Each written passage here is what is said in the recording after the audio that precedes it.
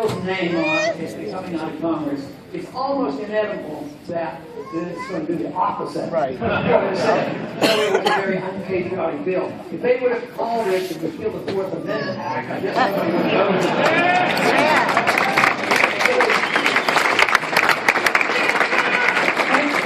Next year when we get a chance to repeal this, we won't call it repeal the Patriot Act, we'll call it restore the Fourth Amendment.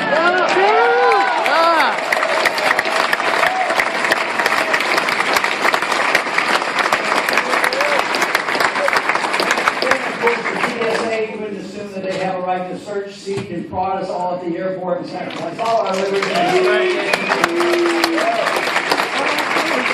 A year ago, the president announced in this progress against our liberties, he announced that it is a proper procedure for the president of the United States to assassinate American citizens. And the previous time he did it, he's done it 3 times already. But the Congress hasn't been much better. The Congress passed a bill. The president signed it on January 1st this year. The National Defense Authorization Act was Justin mentioned because he was positively opposed to it as I was.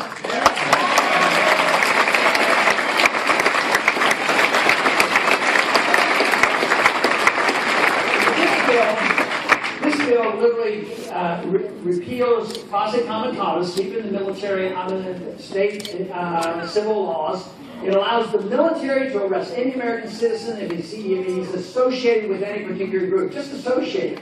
No charges made, no trials. He can be arrested, put in a secret prison, denied an attorney, and kept indefinitely. And that's on the books. We put it on the books. That has to be reversed. Yeah.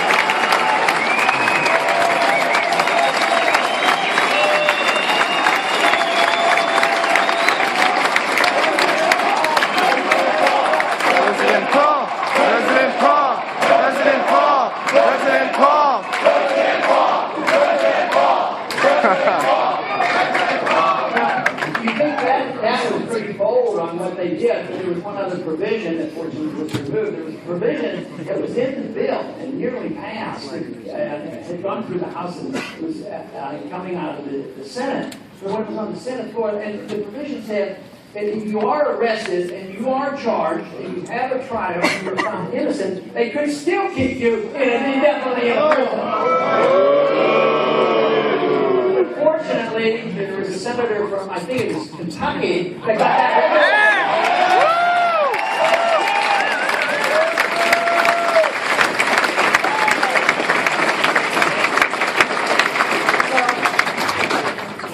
About all those problems. I don't think I've given you anything new. But you've given me some more energy because of enthusiasm, because I know you're out there, and there are a lot of people out there, and the numbers are growing by leaps and bounds.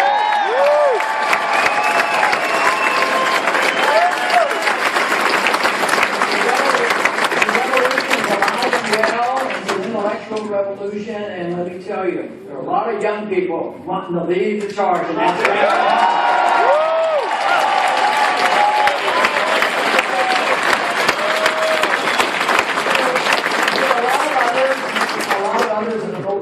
Has been rather frustrated over the years, discussing with both parties, and they're being energized by everybody together now that they're realizing that the end stage is getting closer for the system that we have. And that should encourage all of us because it's well-grounded, it's sound, there's sound economics, and sound constitutional principles, sound moral judgment about what we should do. At least in this crowd, I wouldn't expect anybody to boo me for suggesting that we apply a golden rule to our foreign policy.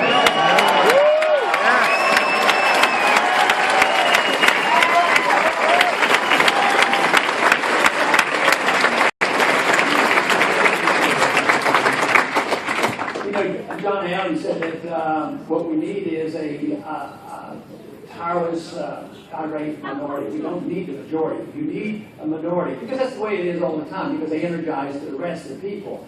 So it's never what we have today, and even under communism, you don't have 51% voting for this. It's a irate majority, a minority that emphasizes this. But this is what we have today. We have it, and it's growing, and we are influencing other people. We are in transition. I think Justin coming to Congress is representing this. There's going to be a lot more.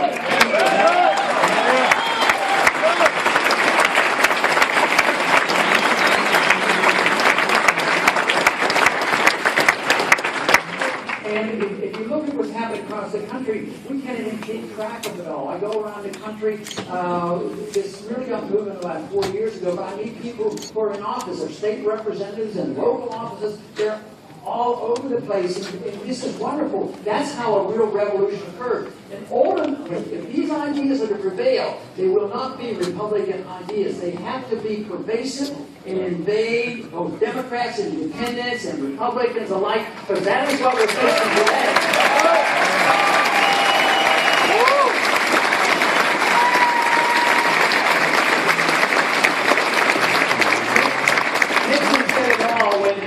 That the reason why he had to get us off the gold standard and put on wage and price controls, he said, we're all Keynesians now.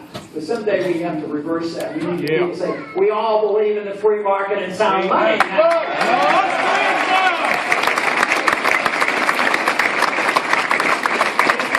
An idea of the time has come.